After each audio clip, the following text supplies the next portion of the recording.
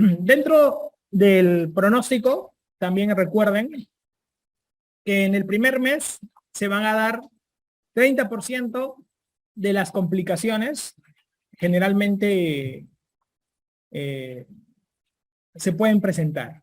La encefalopatía hipóxica isquémica es la digamos, de mayor pronóstico a la larga de todas, enfermedad hipóxico isquémica. Por ejemplo, el pata que hace paro cardiorrespiratorio.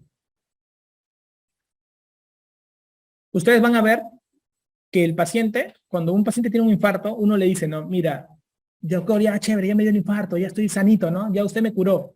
No. En el primer mes, los pacientes con infarto tienen 30% de mortalidad. O sea, tenemos que seguir cuidándote, sobre todo este primer mes es clave, porque muchos fallecen. Ok. ¿Qué pasa cuando el paciente con infarto hizo un paro cardiorrespiratorio? De ellos, el pronóstico mayor es la parte encefalopática. Encéfalo. Cuando alguien te diga, oye, ¿cuál es el pronóstico mayor de un paciente post-paro? Que haya habido protección cerebral. O sea, que hayan hecho un buen masaje, porque el cerebro, pasado 5 minutos, ya muere la neurona. En cambio, en el corazón, pasado 20, recién murió el miocito, ¿no? Acá, pasado 5 minutos, muere la neurona. O sea, hay que tenerlo en cuenta. Otro importante en el pronóstico, la clasificación de Killip. Es la clasificación. Un Killip, a mayor Killip, mayor mortalidad. ¿Ok? A mayor Killip, mayor mortalidad. Por eso que siempre el Killip ténganlo presente, como lo vimos en la clase anterior. Mejor indicador pronóstico, la fracción de eyección. Por eso que a todos los pacientes con infarto siempre les medimos el ecocardio. Le pedimos ecocardio para ver cómo está su fracción, ¿no?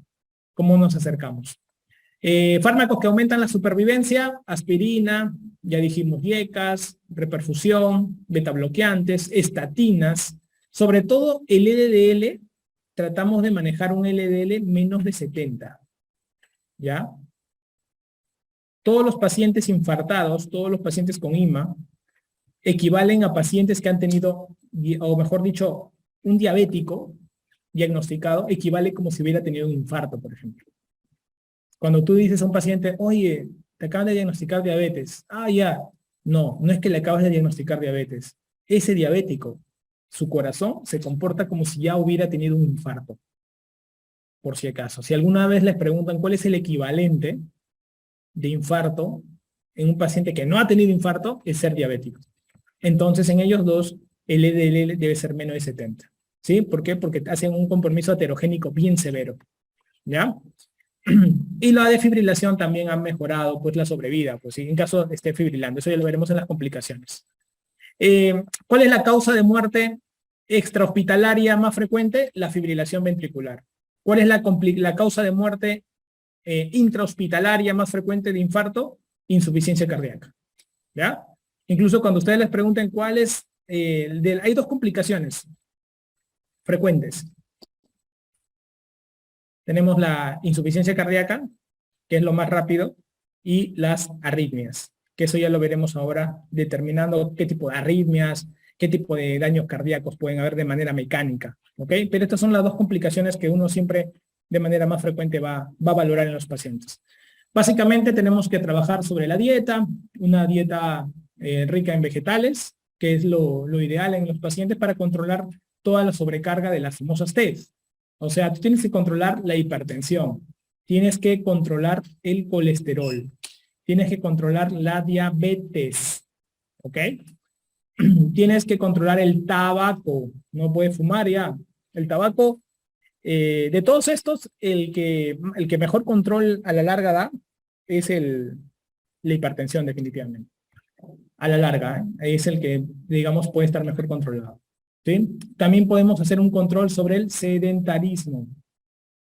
El paciente debería tener algún tipo de ejercicio, que es muy importante. ¿Ok? Entonces vamos a tratar de tener una dieta rica en vegetales, que es lo que más nos va a importar. Hay dietas en omega 3 también, que van a permitir, sobre todo, omega 3, que va a permitir hacer un manejo de las grasas intracoronarias de mejor, o sea, es como que el corazón le encanta la grasa, y la grasa que menos aterogénesis hace y mejor desenvolvimiento hace el corazón es el omega 3 y está en los pescados. por ejemplo. Entonces se podrían aprovechar. ¿Ok? Y el tipo de ejercicio que se prefiere en los pacientes es de 30 minutos, 5 veces por semana. ¿Ok? 30 minutos caminando, sin correr, 5 veces por semana. Ese es, digamos, lo más ideal para nuestros pacientes. Con respecto a lo que es el infarto ST no elevado y la angina ST no elevada, porque este es el grupo de los famosos síndromes coronarios ST no elevados, ¿no? ¿Qué debemos saber? Poco preguntado en los exámenes, ¿ya? Poco preguntado, pero para mí es muy importante que lo tengas presente, porque en el diagnóstico diferencial deberíamos tenerlo en consideración. Todos ustedes han aprendido que el dolor en el pecho es la forma de presentación de los cuadros coronarios. En todas las preguntas siempre va a venir el famoso dolor en el pecho, ¿no? Pero yo te enseñé a ti que el dolor en el pecho podría ser un infarto hasta demostrar lo contrario. Entonces, cuando el paciente llega, tiene el primer contacto con el médico que te dije, en menos de 10 minutos tienes que definir, te dije, ¿te acuerdas? Entonces podría ser, doctor, un ST elevado, y ya hemos aprendido todo lo que es el ST elevado, así que esto ya fue. O, doctor, podría ser un ST no elevado, o infradesnivelado. Puede aparecer así, o puede parecer así. Cualquiera de estas dos posiciones en el electrocardiograma. ¿Ok? Entonces, nosotros no vamos a saber qué será esto. Este paciente de repente es una angina inestable, o de repente es un infarto de miocardio ST no elevado. No lo sabemos, cualquiera de estas dos situaciones.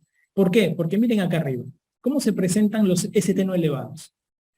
¿Están cerrados 100% como los ST elevados? No, hay luz todavía por acá, mira. Pero sí vemos que hay coágulo. Este coágulo va a ir creciendo. Entonces, ¿cuál es el tratamiento de elección en las anginas inestables y los IMA ST no elevados? Los anticoagulantes. A diferencia del ST elevado que eran los fibrinolíticos, acá serán los anticoagulantes. ¿Por qué? Porque los coágulos están aumentando. No es que anticoagular esta parte. ¿Sí? Entonces es muy importante eso para que ya lo vayan teniendo en consideración. Ahora, doctor, entonces yo no sé, cuando venga un paciente me puede venir como A o como B. ¿Sí? Y en ese caso ya no voy a abrir con angioplastía, fibrinólisis, no voy a hacer nada de eso. Exacto. Entonces, ¿qué tengo que hacer? Nada. Tienes que pedirles enzimas. Pero las enzimas demoran. Si las enzimas salen negativas, será una angina inestable. Yo voy a poner acá, esto es una angina inestable. Si las anginas salen positivas, será un infarto de miocardio, ST no elevado. ¿Ok? Muy bien. Antiguamente, ¿cómo se estudiaban los infartos? Decían, el infarto ST elevado era el infarto Q, y el infarto ST no elevado o angina inestable era el infarto no Q. Pero esta forma de presentación ya ha quedado en el pasado. No hablamos de IMA Q, no Q por si acaso, ¿ya? Por si alguna vez ven una pregunta. Todos ahora hablamos o es un ST elevado o es un ST no elevado, que puede ser un infarto, ST no elevado o una angina inestable. ¿Sí? Doctor, ¿y las anginas inestables de qué tipo son? Acá están. Son 4 tipos. Son 4 tipos. Tenemos la angina de reposo, generalmente que es una angina que el paciente estando en reposo, le duele el pecho y se cansa, sin hacer ejercicio, y dura más de 20 minutos. ¿Por qué te ponen más de 20 minutos? Porque la angina estable dura menos de 20 minutos. Entonces es angina de reposo. Es una forma de pregunta de examen también que se viene. ¿Ok? La angina de reposo. Luego tenemos la angina de reciente comienzo, que generalmente inicia hace 2 meses y el paciente ya tiene una clase funcional o un IJA mayor o igual a 3. O sea, el paciente puede ser que con pequeños esfuerzos se cansa, le duele el pecho, o estando en reposo le puede doler el pecho. Pero esto, para que se llame de reciente comienzo, tiene que haber sido en los últimos 2 meses. Hay otro tipo de angina, que es la angina acelerada, que es el tipo 3 de angina inestable, que es aquella angina del paciente, de repente tenía angina en el pecho, ¿no? Cada vez que de repente él subía 2 sacos le dolía el pecho. Y ahora esos dolores están apareciendo cada vez más frecuentes sin tanto esfuerzo. Y el último mes ha acelerado más. Por eso que se llama angina acelerada. Y tenemos la angina posinfarto. Me ha dado infarto y después del infarto me ha quedado una angina, un dolor en el pecho. Es la angina posinfarto. Estos como concepto les pueden preguntar a ustedes, como concepto, ¿ok? ¿Qué cosa es una angina? ¿Ha venido alguna vez una definición con respecto a angina inestable? Preguntaron acerca de la angina de reciente comienzo.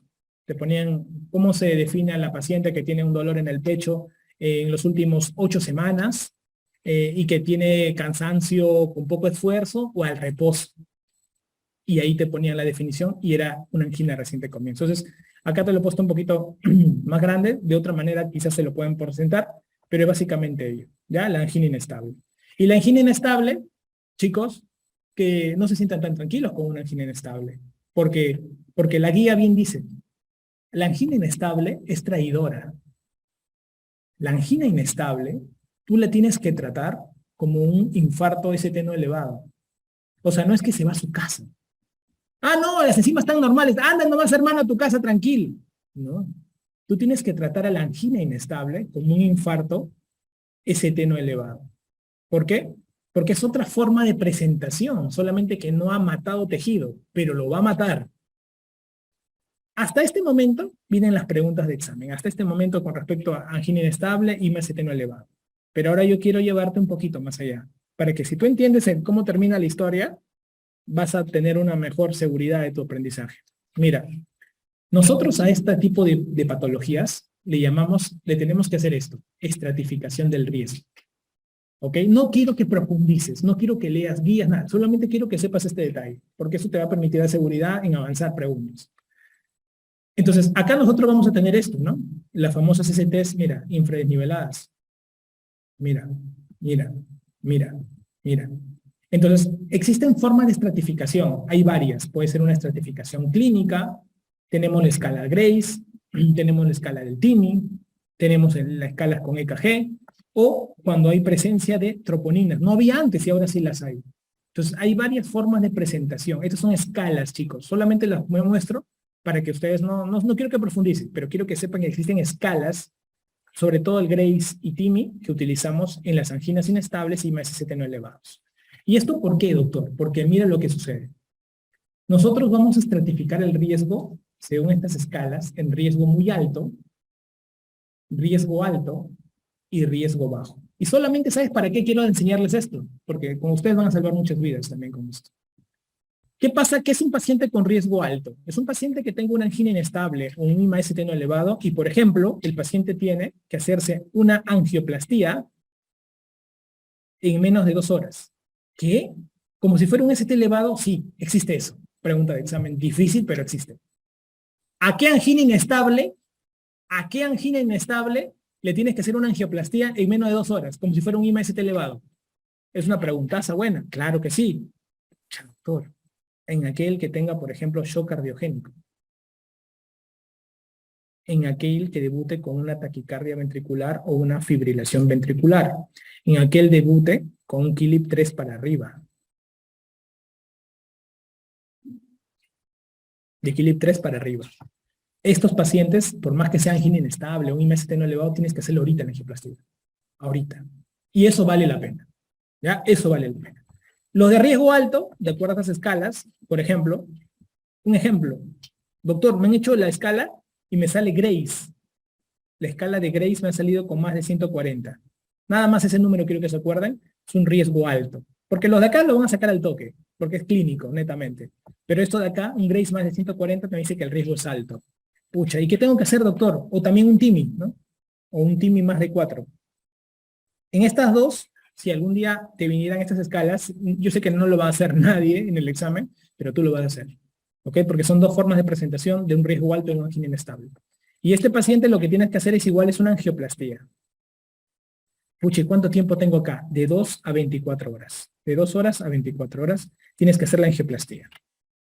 Incluso puede ser que el paciente que tenía angina inestable ahora está saliendo con un poquito de elevación, un poquito de enzimas. Puede haber un poco de elevación de enzimas. No está tan elevada como infarto, pero está un poquito elevada. Es una forma indirecta. Acá te voy a poner forma indirecta. Para que te acuerdes 3 cositas, ¿ya? Y acá son varias preguntas. Lo pongo este año, porque en años anteriores los alumnos me preguntaban, Doctor, yo he visto que en algunos casos dicen angina inestable con riesgo alto y ponen enzimas positivas, pero eso no sería un infarto, me dicen. Entonces, ¿qué pasa? La troponina se pueden elevar en infartos y también en situaciones que no son infartos, pero que ponen en peligro o hacen sufrir mucho el tejido. Y una de ellas es la angina inestable, pero explicarlo así, la gente no entendería. Pero ahora ustedes ya me entienden que existen niveles de riesgo dentro de las anginas inestables y hay casos de alto riesgo, ¿sí?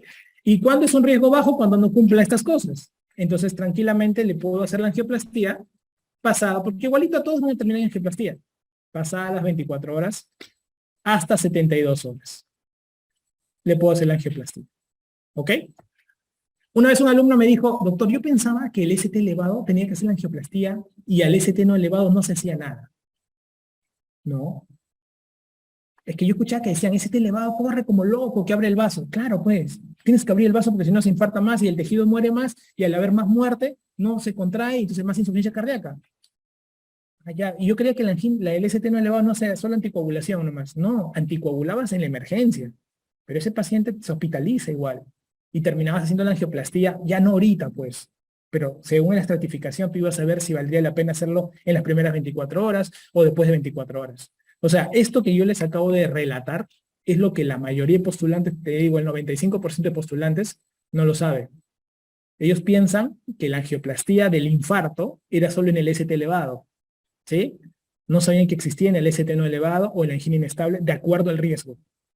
Y según eso tú tomabas el tiempo en qué momento lo hacías. Porque acuérdate, es un paciente que tiene una placa inestable y tienes que estabilizar la placa, pero quizás ya no de emergencia, pues. Solo anticoagulas con enoxaparina y ahí se acaban las preguntas, ¿no? A lo mucho yo he visto la pregunta más difícil de angina inestable. He visto un paciente con IMST no elevado y te ponen cuál es el manejo, ¿no? Ni siquiera te ponen enoxa, te ponen anticoagulación y abajo fibrinolítico. La gente decía facilito, enoxa. Sí, pero ¿qué más había después de eso? Ya, le hacen enoxa y ¿qué más hacías con eso con el paciente? Tenías que seguirlo, tenías que estratificarlo y tenías que ver si hacía la angioplastía a las 2 horas, hasta 24 horas o después de 24 horas. Ese es el siguiente nivel de pregunta. O sea, ustedes deben estar preparados para eso. ¿Saben por qué? Porque como son residentes del primer año y no han llegado a entender este asunto todavía, no corren por los pacientes. Entonces viene el asistente y le dice, oiga, ¿por qué no has preparado al paciente? No, doctor, este era un ST no elevado. Y también lo vamos a angioplastiar. ¿Cuál es su TIMI? No. ¿Cuál es su Grace? No, y todo está en APA, todo está en aplicativo. Entonces, ¿qué pasa? Tú no sabías que tenía que hacerse esto. Y te cuento porque me ha pasado con alumnos que acaban de ingresar ahorita, R1. Doctor, ¿también se hacía angioplastía cuando hacía? Ya sé, ya. Cuando le di a la clase a los chicos de este año, pues les voy a contar lo que existe, la historia que sigue después, ¿no? No solamente que fueron felices por siempre, sino qué pasó después con Fiona. Entonces, la idea es que tú sepas esto. ¿Ok? Entonces, eso te va a hacer la diferencia. Con respecto a las complicaciones, y luego de las complicaciones hacemos un break. Bueno, las complicaciones pueden ser eléctricas o mecánicas en el infarto. Así de sencillo, señores. Y quiero que aprendas a reconocer las complicaciones. ¿Ya? Vamos a poner esto un poquito más para acá. Muy bien. Mira, tenemos taquicardias, tenemos bradicardias. ¿Sí? Hay una palabra, vamos a poner esto. Hay una palabra que es ¿qué dice acá? Hay una palabra que es la famosa estabilización. ¿Está estable o está inestable? ¿No? En cardiología tú vas a ver mucho esto, ¿eh? ¿Estable o inestable? Doctor, ¿cuándo es estable, cuándo es inestable, no? Miren, en realidad, por ejemplo, yo te digo a ti, oye, ¿tú estás estable? No, doctor. ¿Qué te preocupa? Mi perro no ha comido. Entonces, de repente, para mí, eso no es estabilidad, pero para ti sí, ¿no es cierto? ¿Esto qué quiere decir? Que la palabra estabilidad en medicina es amplia. No solamente habla de patrones hemodinámicos, habla de patrones psíquicos, orgánicos, hemodinámicos, sociales, económicos. Es grande. Pero para las preguntas de examen, mira cómo son de buena onda, que todo lo han resumido a la presión arterial. Entonces, cuando tú veas un paciente que tiene una presión arterial normal, tú vas a decir que es estable. Para preguntas de examen. ¿Sí?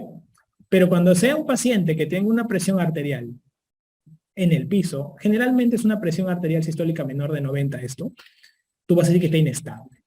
¿Sí? A esto tú le puedes añadir que haya disnea, tú le puedes añadir que el paciente tenga dolor torácico, o sea, todas las cosas que, síntomas, pues, neurovegetativos, por ejemplo, ¿no? Neurovegetativos, o sea, todo lo que tú quieras, ¿ya? Pero esto manda, la presión arterial manda en la pregunta de examen, ¿ya? Eso es un dato muy importante, por favor, ¿ya? Entonces, mira, yo tengo pacientes que pueden estar con frecuencias mayores de 100 o con frecuencias menores de 60, ¿sí? Como complicaciones eléctricas del infarto. En las complicaciones vamos a comenzar primero con las taquicardias. Por ejemplo, puedo tener un paciente que tenga una taquicardia ventricular, ¿sí? Las taquicardias ventriculares puede ser que esté estable el paciente o puede ser que esté inestable, ¿sí? Si una taquicardia ventricular está estable, hago una cardioversión eléctrica, que es lo mejor que existe. Si una taquicardia ventricular, el paciente está inestable, lo voy a tratar como una fibrilación ventricular. ¿Qué tengo que hacer acá? Desfibrilación o defibrilar. ¿Sí? ¿La cardioversión eléctrica y la desfibrilación no son iguales? No. Cardioversión significa cámbiale el ritmo y eso lo haces con poco joules, 1 joule por kilo. Desfibrilación, ¿qué significa? Prácticamente métele un cachetadón al corazón. Eso lo haces con 4 joules por kilo, con los niveles más altos de joules que tengas en el dispositivo. Entonces, esto es un dato muy importante que ustedes tienen que saber. ¿Sí? Ahora, de taquicardias supraventriculares, ¿qué más vamos a ver? ¿Cuál es la más frecuente? La fibrilación auricular. Es la taquicardia supraventricular que más vamos a ver en el paciente con infarto. Esto se desarrolla mucho en el infarto. ¿Ya? Son supraventriculares. Acá voy a abrir un espacio aquí, y voy a hablar de las extrasístoles ventriculares. Las extrasístoles ventriculares son como que esos momentos en el que el músculo cardíaco está sufriendo y quiere como que se achora y desconoce al nodo sinusal. O sea, el músculo cuando está con menos oxígeno se achora, ya no sigue el patrón del nodo sinusal. El nodo sinusal le dice, oye, contráete, pues, no quiere. Comienza a mandar el mismo y comienza a lanzar su propia electricidad. Esa es la extrasístole ventricular que va a aparecer. Y las extrasístoles ventriculares pueden desencadenar en esto. Fibrilaciones ventriculares o taquicardias ventriculares instables. Por eso que nosotros acá, ¿qué hacemos para evitar eso? ¿Qué le damos? Silocaína. Para evitar que estas extrasístoles puedan hacer eso. ¿Sí? Muy bien.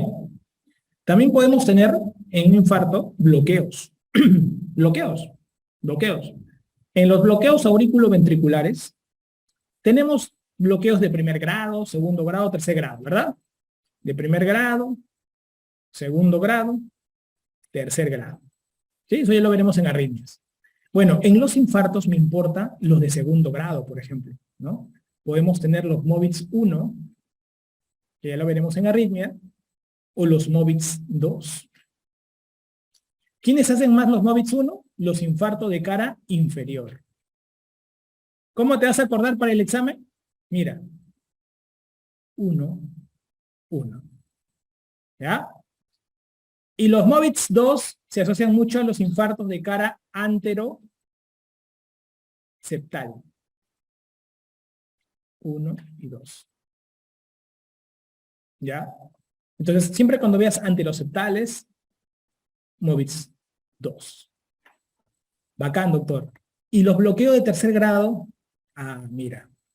Los bloqueos de tercer grado completos hay de 3 tipos, los supragicianos, los intragicianos y los infragicianos. Pero para temas de examen, recuerda 2, los supragicianos y los infragicianos. Acá lo voy a poner con otro color. Los supragicianos vienen con ese de sí. Sí le hacen caso a la atropina. Por ejemplo, ¿no? Dices, no, yo le voy a hacer caso a la atropina, no tengo ningún problema, adelante. ¿Sí? Generalmente, estos van a tener QRS corto, sí. Van a tener también QRS estrecho. ¿Qué es un QRS estrecho? Cuando mide menos de 3 cuadraditos. No hay ningún inconveniente. ¿Ok?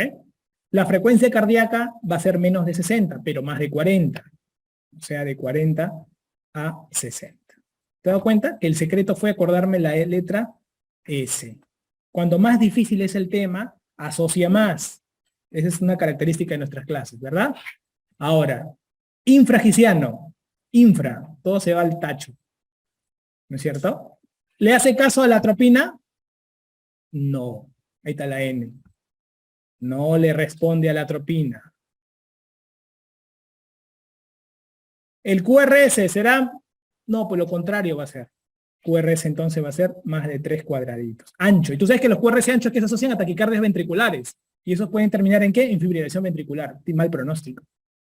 La frecuencia en el piso. Infra, abajo, al piso. De 20-40 latidos. Entonces, esto de acá va a tener mejor pronóstico y esto de acá va a tener peor pronóstico. ¿Ok? Eso es lo único que tienes que llevarte, bloqueos con infarto. En los bloqueos de rama, ten cuidado, oye. Mira, tenemos el nodo AB, el haz de His. ¿Y por qué le llaman supragesianos? Porque, mira, del nodo AB viene el haz de His, ¿no? Porque esta vaina se origina aquí, justo en el nacimiento del haz de His. En cambio, los infragesianos chapan fibra de Purkinje. Por eso que le llaman infragesianos, ¿ya? Mira, bloqueo de rama. Tenemos una rama derecha y tenemos un tronco mayor de rama izquierda, muchachos. Donde tenemos la cara anterior y la cara posterior. ¿Estamos? Perfecto. Quiero que por favor presten muchísima atención a esto, porque es una pregunta que van a ganar. Mira, cuando a mí me pregunten que un paciente tiene el cuadro clínico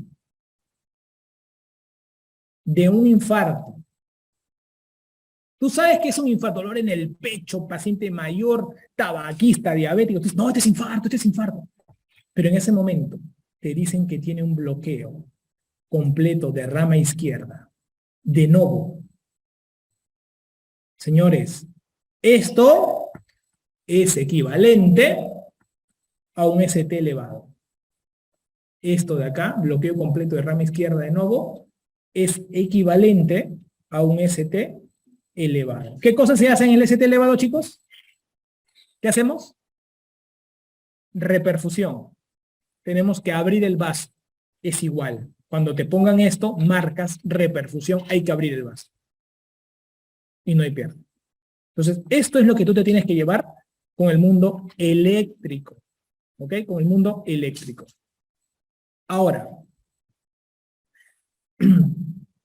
¿qué hacemos? Así como hay la parte eléctrica, tenemos la parte mecánica. ¿Qué más vamos a ver acá? Insuficiencia cardíaca. Valoración clínica. Vamos a ver cuál es la situación del paciente, ¿no? ¿Qué vemos con la valoración? KILIP. KILIP. Eso tienen que hacer ustedes KILIP. Ya saben, mayor KILIP, mayor mortalidad. Para que te acuerdes de killer. ¿Ya? Más killer, más mortal. ¿Ya? Te acuerdes de KILIP, es un maldito. Entonces, y pueden haber dos situaciones, que falle el ventrículo izquierdo y que falle el ventrículo derecho. ¿Estamos de acuerdo? Ya. ¿De qué manera puede fallar el ventrículo izquierdo, que es el más frecuente, digamos, de fallas? Lo primero, el paciente puede debutar tranquilamente con un shock cardiogénico. Un shock cardiogénico. Falla toda la parte cardíaca y prácticamente está en un shock cardiogénico. Hay una extensión de muerte. Se dice que para que haya un shock cardiogénico, un infarto, más del 30% del músculo ventricular ha sido tomado para que haya un shock cardiogénico de inicio. Más de 30% agarrado ya hace shock cardiogénico. Brutal. La mortalidad, 80%. Muy alta, muy alta. ¿Ok? Por eso que es importante la valoración que uno haga del Killick, ya que es muy importante. Segundo, podemos encontrar rupturas. Ruptura, por ejemplo, de pared. Ruptura de pared libre. ¿Qué pasa cuando se rompe el ventrículo? Se escapa la sangre y hace taponamiento cardíaco. ¿Sí? Entonces, ruptura de pared. Eso tienes que operar de emergencia. Ahorita. Tienes que correr. Acá no puedes perder tiempo. ¿Ya? Tercero, así como se rompe la pared libre, también puede haber una disfunción del músculo papilar. ¿Cuál es el músculo papilar que más se disfunciona cuando hay un problema coronario? Acuérdate al revés. Músculo papilar, ahora hazlo al revés. PM. ¿Sí? Posteromedial. El músculo papilar posteromedial. ¿Ya? Para que te lo acuerdes de manera asociativa. Puede ser una disfunción o una ruptura. O sea, podemos tener los dos niveles. ¿Ok? Y también se tiene que hacer una cirugía. Porque ¿cómo debuta el paciente? Con insuficiencia mitral aguda. Es el famoso paciente que tiene soplo y que tiene un dolor torácico como infarto. Y el paciente no tenía soplo, pero ahora lo tiene.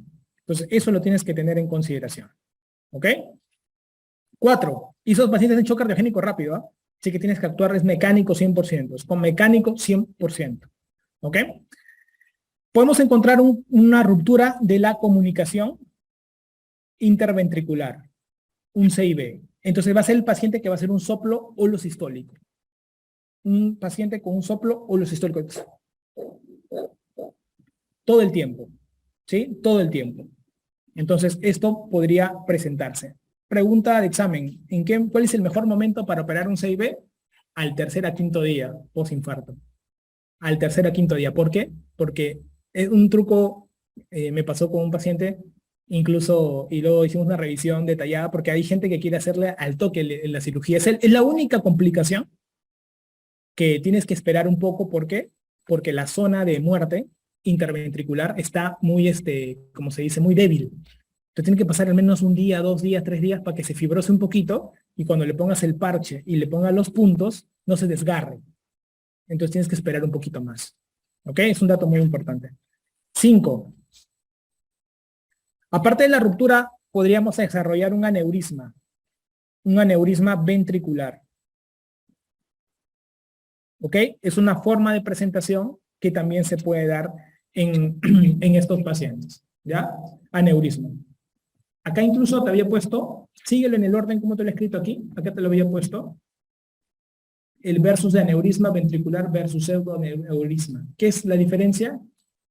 Que el pseudoaneurisma solamente tiene una capa, que es la capa epicárdica. En cambio, en el aneurisma ventricular chapas las 3 capas, endocardio, miocardio y epicardio. ¿Ok? En el pseudoaneurisma solamente chapas la capa epicárdica, en cambio en el aneurisma ventricular chapas endocardio, miocardio y epicardio.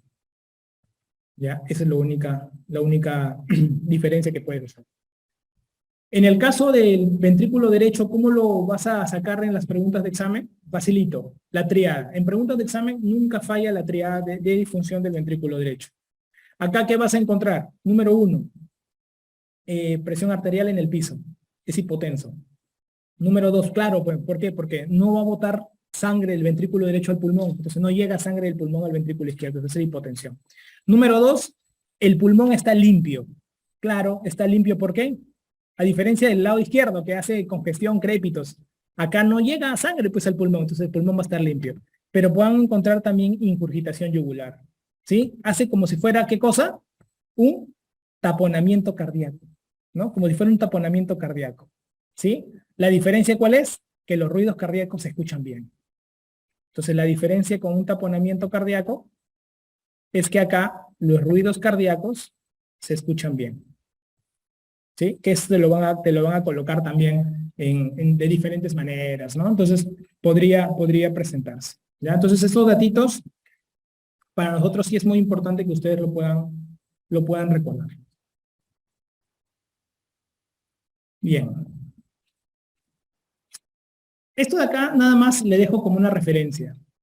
Ya, el síndrome Takotsubo, nunca lo habían preguntado, lo preguntaron hace 2 años en un examen nacional de medicina en ENAM. No sé si ustedes eran de ese ENAM. porque vino y fue un caso a quien lo había visto una vez, fue muy fácil. O sea, al que lo había visto este tipo de modelo es muy fácil. ¿Por qué? Porque es un paciente que se llama robots. Son pacientes robots. ¿Qué significa que son pacientes robots? Que nunca vas a poder, nunca te van a engañar. Es muy de libro. Mira, el síndrome de Takotsubo es el famoso síndrome de corazón roto o miocardiopatía de estrés, ¿no?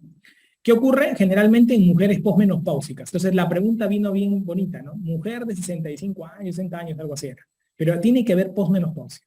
O sea, es robot. Dentro, una mujer posmenopáusica. Es importante. No puede faltar esto en la pregunta del Takotsubo. No puede. No puede. ¿Sí? Generalmente hay un estrés emocional muy fuerte. Por eso que hay una liberación de adrenalina brutal. Entonces tiene que haber un estrés emocional. Creo que en la pregunta decía que había perdido su hijo, algo así. Estrés emocional. ¿Ok? Segundo, es parecido al infarto, o sea, dolor torácico. Neurovegetativo, todo hace igualito que el infarto. Todo igualito, igualito, igualito. Incluso vas a encontrar esto, mira. El EKG, por ejemplo, tiene un patrón clásico de ST elevado, tiene el QT largo, que te da miedo porque es un patrón que se repite bastante. Las troponinas salen positivas. Entonces es un infarto. Todo el mundo lo trata como un infarto. Todo el mundo lo trata como un infarto y tú tienes que tratarlo como un infarto. O sea, todo es igual que un infarto. ¿Sabes cuándo se dan cuenta? ¿Sabes cuándo? Cuando comienzan a hacer el cateterismo. ¿Y qué pasa en el cateterismo? Pintan las arterias. Y las arterias están así, sin placas, limpiecitas. Todo está abierto. Dices, ¿qué? ¿Qué pasó? Y luego de eso encuentras, al final siempre cuando haces cateterismo, chicos, al final del estudio cardiológico, se hace este pintado. Se mete el catéter dentro, se saca el catéter y se mete el catéter dentro de la aorta. Normalmente con el catéter pintamos de las coronarias. Pero luego, al final, cuando ya has pintado la coronaria derecha y la izquierda con varias incidencias, sacas el catéter y metes el catéter al ventrículo. ¿Sí? Y el catéter al estar en el ventrículo, tú pintas y eso se llama ventriculografía. Y con la ventriculografía lo que hacemos nosotros es solamente al ojo, tanteamos cuánto es la fracción de eyección. Entonces, mira, será tanto, será tanto. Tú puedes sacarlo al ojo incluso con la experiencia. ¿No? Nunca se hacen mediciones, todo, pero lo puedes sacar al ojo. Pero ¿qué vemos cuando hacen ventriculografía? Este patrón. Este patrón. Cuando fue descubierto, generalmente Takotsubo es como que un atrapador de pulpos en Japón. Y tiene justo esta forma.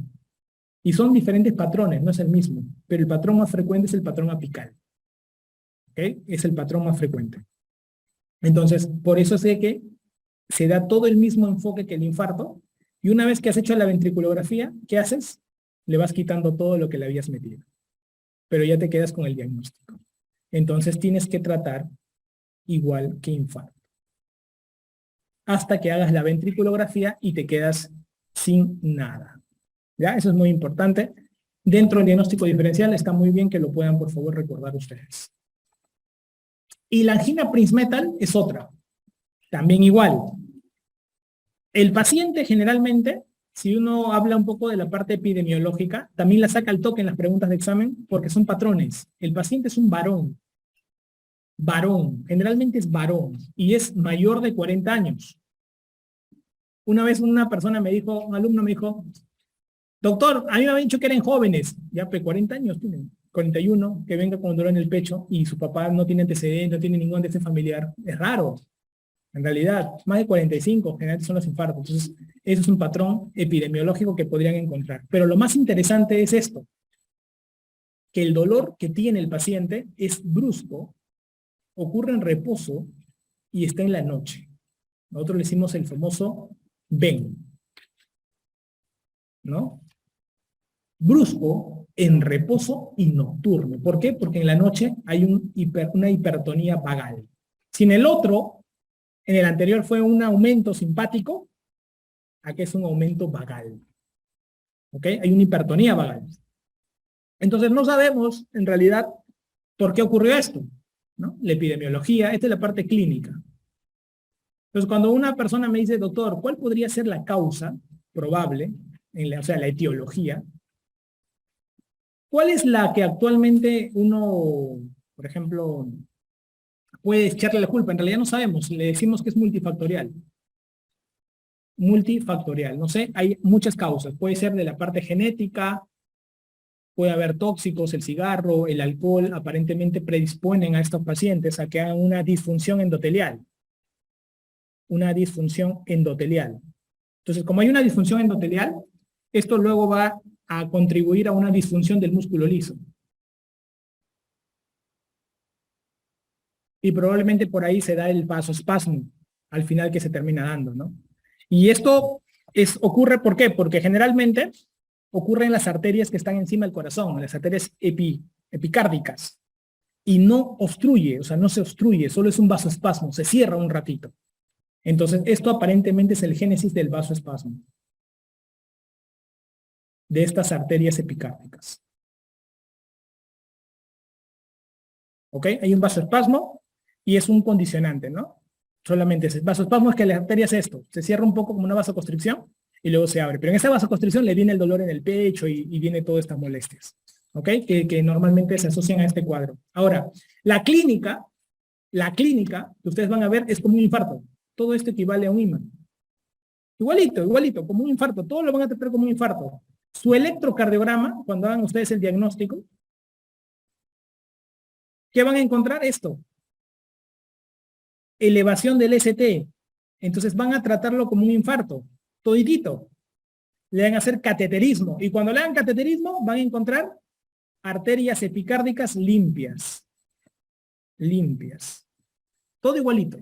Todo igualito. Y el tratamiento lo has hecho como un infarto en realidad. Si se dan cuenta, el manejo en el tratamiento es como un infarto. Igualito. Ahora, dentro del tratamiento, ¿qué hay que analizar?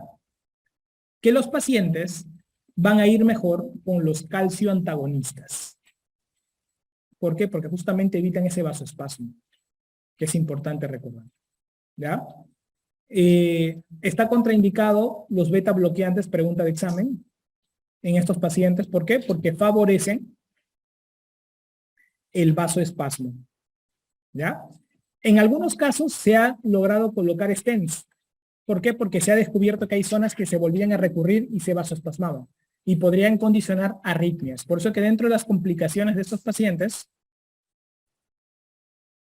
están los infartos, porque puede terminar en un infarto, tanto vasoespasmo que hay, y las arritmias. Entonces un paciente que te escuches la pregunta nomás, que es noche, que es joven, que es hombre, y que por ejemplo le gusta fumar.